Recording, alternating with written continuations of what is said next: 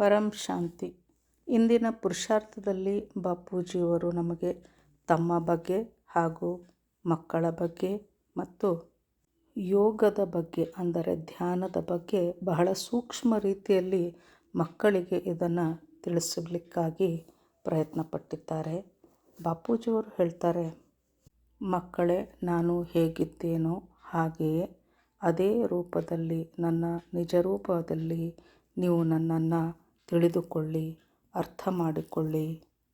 ಪರಂಪಿತ ಪರಮಾತ್ಮ ತಂದೆ ಅಜನ್ಮ, ಅಭೋಕ್ತ, ಅಕರ್ತ ಈ ಎಲ್ಲ ಉನ್ನತ ಗುಣಗಳನ್ನು ನಾವೇನು ಈಗಾಗಲೇ ತಿಳಿದುಕೊಂಡಿದ್ದೇವೆಯೋ ಆ ಎಲ್ಲ ಗುಣಗಳು ನನ್ನ ತಂದೆ ಪರಮಪಿತನ ಗುಣಗಳಾಗಿವೆ. ನನ್ನ ತಂದೆ ಪರಮಪಿತ ಅವಿನಾಶಿ ಅಮರ ಲೋಕದ ಸೃಷ್ಟಿಕರ್ತನಾಗಿದ್ದಾನೆ. ಬಾಪೂಜಿಯವರು ಹೇಳ್ತಾರೆ, ಮಕ್ಕಳೇ, ನೀವು ಹೇಗೇ ಇರಲಿ ಅಂದರೆ ನಾವು ಮಕ್ಕಳು ಬೇಹದ್ ಅವಿನಾಶಿ ಹಾಗೂ ಅಜರ ಅಮರ ಅವಿನಾಶಿ ಆತ್ಮಗಳಾಗಿದ್ದೇವೆ. ಉಳಿದಂತೆ ನಾವು ಈಗಾಗಲೇ ಅರಿತಿದ್ದೇವೆ, ಪ್ರಳಯ ಕಲ್ಪ ಪ್ರಳಯಗಳಲ್ಲಿ ಉಳಿದ ಎಲ್ಲ ಆತ್ಮರ ವೈಂಡಪ್ ಆಗುತ್ತದೆ. ಕೇವಲ ಬೇಹದ್ನ ಆತ್ಮಗಳೇ ಅಜರ ಅಮರ ಅವಿನಾಶಿ ಆತ್ಮಗಳಾಗಿದ್ದಾರೆ. ಹೀಗಾಗಿ ನಾನು ಹೇಗಿದ್ದೇನೆಯೋ ಹಾಗೆಯೇ ನೀವು ನನ್ನನ್ನು ಅರ್ಥ ಮಾಡಿಕೊಳ್ಳಿ ಹಾಗೂ ನೀವು ನಿಮ್ಮ ನಿಜ ಸ್ವರೂಪದಲ್ಲಿಯೇ ನಿಮ್ಮನ್ನು ಅರ್ಥೈಸಿಕೊಳ್ಳಿ. ಅಂದರೆ ಸಂಪೂರ್ಣ ಪವಿತ್ರ ರೂಪದಲ್ಲಿ ನನ್ನನ್ನು ನೀವು ಸ್ಮರಿಸುತ್ತೀರಿ.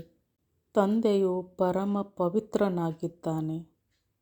ತಂದೆಯು ಈ ಪ್ರಕೃತಿಯ ಪ್ರಭಾವಕ್ಕೆ ಎಂದಿಗೂ ಸಹ ಒಳಗಾಗುವುದಿಲ್ಲ. ಅಂದರೆ ಅವನಲ್ಲಿ ಯಾವುದೇ ರೀತಿಯ ಯಾವುದೇ ತರಹದ ಅಶುದ್ಧತೆಯನ್ನು ನಾವು ಕಾಣಲಿಕ್ಕೆ ಸಾಧ್ಯವೇ ಇಲ್ಲ. ತಂದೆಯು ಅಕರ್ತ, ಅಭೋಕ್ತ, ಅಜರ, ಅಮರ, ಅವಿನಾಶಿ ಆಗಿದ್ದಾನೆ. ಈ ಎಲ್ಲ ಪ್ರಕೃತಿಯ ಪ್ರಭಾವಗಳಿಂದ ಸದಾ ಮುಕ್ತನಾಗಿದ್ದಾನೆ.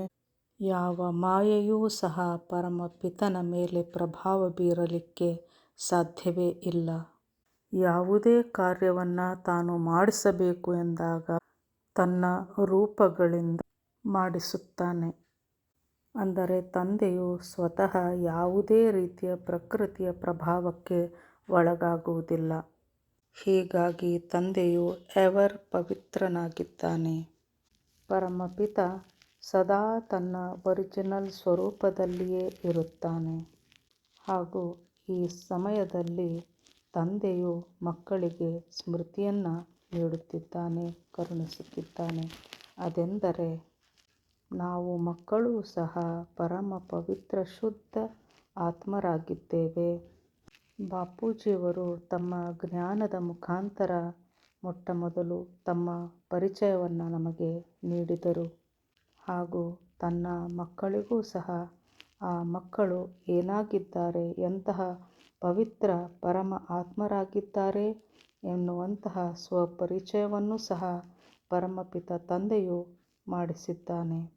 ನಾವೆಲ್ಲ ಆತ್ಮರು ಒಂದು ಮಿಷನ್ಗಾಗಿ, ಒಂದು ಮಹಾನ್ ಪರಿವರ್ತನೆಯ ಕಾರ್ಯಕ್ಕಾಗಿ ಇಲ್ಲಿ ಅವತರಿಸಿದ್ದೇವೆ. ನಾವು ನಮ್ಮ ಪರಮಪಿತ ತಂದೆಯೊಂದಿಗೆ ಈ ಸಂಪೂರ್ಣ ಮಲ್ಟಿವರ್ಸ್ನ ಮಹಾಪರಿವರ್ತನೆಯ ಕಾರ್ಯದಲ್ಲಿ ಸಹಕಾರವನ್ನು ನೀಡುವ ಸಲುವಾಗಿ ಅವತರಿಸಿರುವಂತಹ ಆತ್ಮರಾಗಿದ್ದೇವೆ. ನಾವು ಬಹಳ ವಿಶೇಷ ಆತ್ಮರಾಗಿದ್ದು ಈ ಒಂದು ಮಹಾನ್ ಕಾರ್ಯಕ್ಕಾಗಿ ನಮ್ಮನ್ನು ಆಯ್ಕೆ ಮಾಡಲಾಗಿದೆ. ಈ ಮಹಾನ್ ಕಾರ್ಯಕ್ಕಾಗಿಯೇ ನಮ್ಮನ್ನು ಸೃಷ್ಟಿ ಮಾಡಲಾಗಿದೆ. ಹೀಗಾಗಿ ನಾವು ಬಹಳ ಪರಮ ಪವಿತ್ರ ಶುದ್ಧ ಆತ್ಮರಾಗಿರುತ್ತೇವೆ. ಮುಂದುವರೆದು ಬಾಪೂಜಿಯವರು ತಿಳಿಸ್ತಾರೆ, ಮಕ್ಕಳೇ, ನೀವು ಪರಮಪಿತ ಪರಮಾತ್ಮನ ಅತಿ ಹತ್ತಿರದಲ್ಲಿರುವಂತಹ ಪರಮ ಪವಿತ್ರ ಆತ್ಮರಾಗಿರುವಿರಿ. ಹಾಗೂ ನಿಮ್ಮನ್ನು ನೀವು ಎಷ್ಟು ಪರಮ ಪವಿತ್ರ ಶುದ್ಧ ಆತ್ಮರೆಂದು ತಿಳಿದುಕೊಂಡು ಪರಮಪಿತನೊಂದಿಗೆ ಯೋಗ ಅಥವಾ ಧ್ಯಾನವನ್ನು ಮಾಡುತ್ತೀರೋ ಅಷ್ಟು ಶೀಘ್ರವಾಗಿ ನೀವು ನಿಮ್ಮ ನಿಜ ಸ್ವಸ್ವರೂಪಕ್ಕೆ ಬರುವಿರಿ. ನಾವು ಮಕ್ಕಳ ಒರಿಜಿನಲ್ ಸ್ವರೂಪ ಅಂದರೆ ತಂದೆಯ ಸ್ವರೂಪವೇ ನಮ್ಮ ನಿಜ ಸ್ವರೂಪವಾಗಿರುತ್ತದೆ. ಪರಮಪಿತ ತಂದೆಯ ಸೃಷ್ಟಿ ನಾನಾಗಿದ್ದೇನೆ. ನಾವು ಮಕ್ಕಳು ಆ ಪರಮಪಿತನ ರಚನೆಯಾಗಿದ್ದೇವೆ. ಹೀಗಾಗಿ ಅವನ ಎಲ್ಲ ಗುಣಗಳು ನಮ್ಮಲ್ಲಿವೆ. ತಂದೆಯ ಒಂದು ರೂಪವೇ ನಾವಾಗಿದ್ದೇವೆ. ನಾವು ನಮ್ಮ ಒರಿಜಿನಲ್ ಸ್ವರೂಪದಲ್ಲಿ ಸ್ಥಿತರಾಗುತ್ತಿದ್ದಂತೆಯೇ ತಂದೆಯೊಂದಿಗೆ ನಮ್ಮ ಧ್ಯಾನ ಅಥವಾ ನಮ್ಮ ಕನೆಕ್ಷನ್ ಅಥವಾ ನಮ್ಮ ಯೋಗ ಚೆನ್ನಾಗಿ ಆಗುತ್ತದೆ. ಈ ಪ್ರಕೃತಿಯ ಮಧ್ಯದಲ್ಲಿದ್ದು ನಾವು ನಮ್ಮ ಸ್ವರೂಪದಲ್ಲಿ ನಿಜ ಸ್ವರೂಪಕ್ಕೆ ಬಂದು ತಂದೆಯೊಂದಿಗೆ ಕನೆಕ್ಟ್ ಆದಾಗ ನಾವು ಈ ಪ್ರಕೃತಿಯನ್ನು ಸಹ ಅಂದರೆ ನಮ್ಮ ಸುತ್ತಮುತ್ತ ನಮ್ಮ ಕಣ್ಣಿಗೆ ಕಾಣುವ ಪ್ರತಿಯೊಂದನ್ನು ನಾವು ಲೈಟ್ನ ಸ್ವರೂಪದಲ್ಲಿಯೇ ನೋಡುತ್ತೇವೆ. ಅಂದರೆ ನಾವು ಯೋಗದ ಸ್ಥಿತಿಯಲ್ಲಿದ್ದಾಗ ಈ ಪ್ರಕೃತಿಯನ್ನು ಸಹ ಅದರ ಪರಮ ಪ್ರಕಾಶದ ಪವಿತ್ರ ರೂಪದಲ್ಲಿ ಕಾಣುತ್ತೇವೆ. ಅಂದರೆ ಅದರ ನಿಜ ಸ್ವರೂಪದಲ್ಲಿ ಕಾಣುತ್ತೇವೆ. ನಮ್ಮ ಕಣ್ಣ ಮುಂದೆ ಯಾವುದೇ ರೀತಿಯ ದೃಶ್ಯವಾಗಿರಲಿ, ಗಿಡ, ಮರ, ಪಶು, ಪಕ್ಷಿ, ಯಾವುದೇ ದೃಶ್ಯ ನಮ್ಮ ಕಣ್ಣ ಮುಂದೆ ಇರಲಿ, ಅದನ್ನೆಲ್ಲವನ್ನು ನಾವು ಅದರ ನಿಜ ಸ್ವರೂಪದಲ್ಲಿ ಅಂದರೆ ಪರಮ ಪ್ರಕಾಶದ ಅದರ ಮೂಲ ಸ್ವರೂಪದಲ್ಲಿ ನೋಡತೊಡಗುತ್ತೇವೆ. 84 ಜೀವರಾಶಿಗಳಲ್ಲಿ ಬರುವ ಮುನ್ನ ಈ ಪ್ರಕೃತಿಯೂ ಸಹ ಅಂದರೆ ಈ ಪ್ರಕೃತಿಯಲ್ಲಿ ಕಾಣುವ ಪಶು, ಪಕ್ಷಿ, ಪ್ರಾಣಿಗಳು ಇತ್ಯಾದಿ ಈ ಎಲ್ಲವೂ ಇಂದಿನ ಅದರ ರೂಪದಲ್ಲಿ ಬರುವ ಮೊದಲು ಅದು ಪರಮ ಪ್ರಕಾಶದ ರೂಪದಲ್ಲಿತ್ತು. 84 ಜೀವರಾಶಿಗಳಲ್ಲಿ ಬರುವ ಮುನ್ನ ಈ ಎಲ್ಲವೂ ಮನುಷ್ಯ ಜನ್ಮದಲ್ಲಿತ್ತು. ಅದಕ್ಕೂ ಮೊದಲು ದೇವಾನುದೇವತೆಯ ಜನ್ಮದಲ್ಲಿ ಅವತರಿಸಿತ್ತು. ಅಂದ ಮೇಲೆ ಈ ಪ್ರಕೃತಿಯ ಒರಿಜಿನಲ್ ಸ್ವರೂಪ ಪಾಯಿಂಟ್ ಆಫ್ ಲೈಟ್ ಆಗಿತ್ತು. ಅಂದರೆ ಅದು ಒರಿಜಿನಲ್ ಆಗಿ ಬಹಳ ಪರಮ ಪವಿತ್ರ ಶುದ್ಧವಾಗಿತ್ತು ಹಾಗೂ ಲೈಟ್ ಸ್ವರೂಪದಲ್ಲಿತ್ತು. ಈ ರೀತಿ ನಾವು ಪ್ರತಿಯೊಂದನ್ನು ಅದರ ನಿಜ ಸ್ವರೂಪದಲ್ಲಿ ಅಂದರೆ ಲೈಟ್ನ ಸ್ವರೂಪದಲ್ಲಿ ನೋಡುತ್ತಾ ಹೋದಾಗ ಪ್ರಕೃತಿಯೂ ಸಹ ಅತಿ ಶೀಘ್ರವಾಗಿ ನಮ್ಮ ಸಂಕಲ್ಪಗಳಿಂದಾಗಿ ಪವಿತ್ರವಾಗುತ್ತಾ ಹೋಗುತ್ತದೆ ಹಾಗೂ ಪವಿತ್ರವಾಗಿ ಪವಿತ್ರ ಜಗತ್ತಿನ ಸ್ಥಾಪನೆಯನ್ನು ಮಾಡುವುದು. ಪ್ರಕೃತಿ ಆಪ್ಕಿ ಸಹಯೋಗಿ ಬನೇಗಿ ಎಂದು ವಾಣಿಗಳಲ್ಲಿಯೂ ಸಹ ಬಹಳಷ್ಟು ಬಾರಿ ಈ ವಾಕ್ಯ ಬರುತ್ತದೆ. ಅಂದರೆ ಪ್ರಕೃತಿಯು ಯಾವ ಮಕ್ಕಳು ಮಾಯಾಜೀತರಾಗಿದ್ದಾರೆಯೋ, ಮಾಯೆಯನ್ನು ಗೆದ್ದಿದ್ದಾರೆಯೋ ಅಂತಹ ಮಕ್ಕಳಿಗೆ ಪ್ರಕೃತಿಯು ಮಾಲೆಯನ್ನು ಹಾಕಲಿದೆ.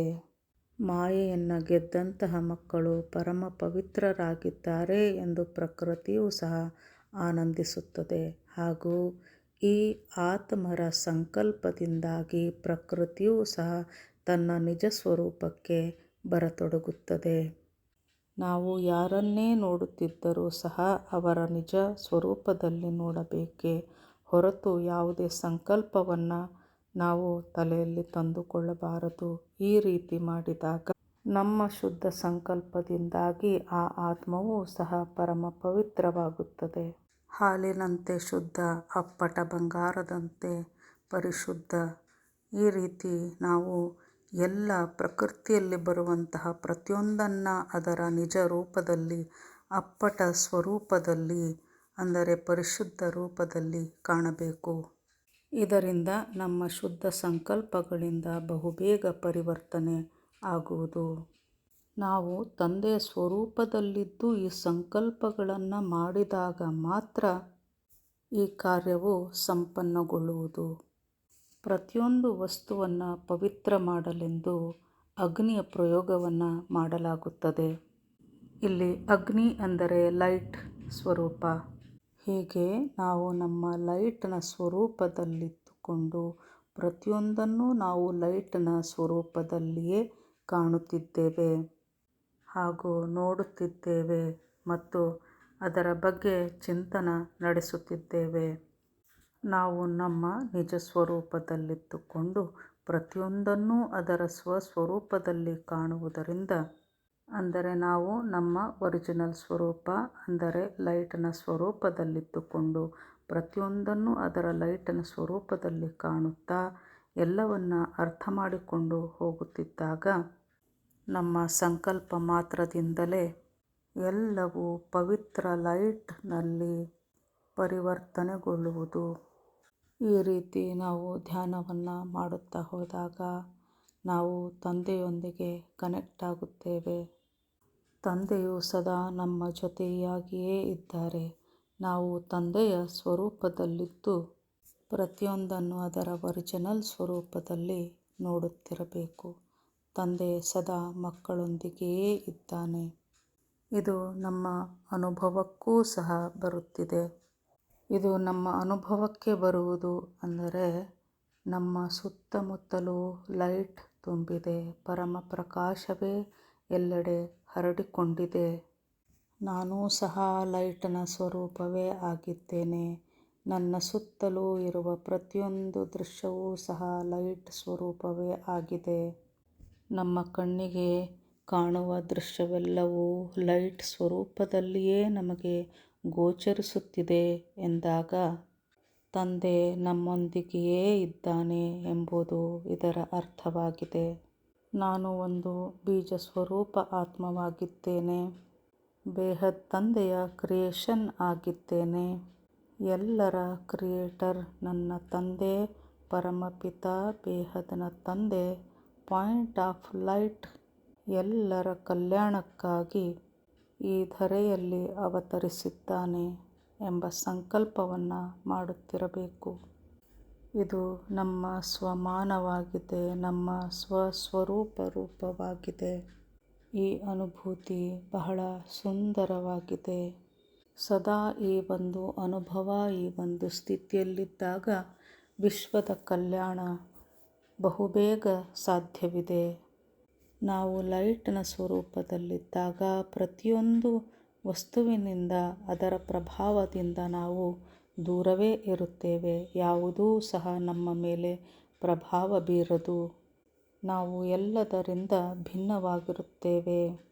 ನ್ಯಾರಿ ಆತ್ಮ ಹಿ ಸಬ್ಕಿ ಪ್ಯಾರಿ ಬಂತಿ ಹೈ ಅಂದರೆ ಎಲ್ಲದರಿಂದ ಭಿನ್ನವಾಗಿರುವಂತಹ, ಮಾಯೆಯಿಂದ ದೂರ ಉಳಿದಿರುವಂತಹ ಆತ್ಮವೇ ಎಲ್ಲರಿಗೂ ಪ್ರಿಯವಾದ ಆತ್ಮವಾಗಿರುತ್ತದೆ. ಹಾಗೂ ಇಂತಹ ವಿಭಿನ್ನ ಆತ್ಮವೇ ಎಲ್ಲರ ಕಲ್ಯಾಣವನ್ನು ಮಾಡಲಿಕ್ಕೆ ಸಾಧ್ಯವಿದೆ.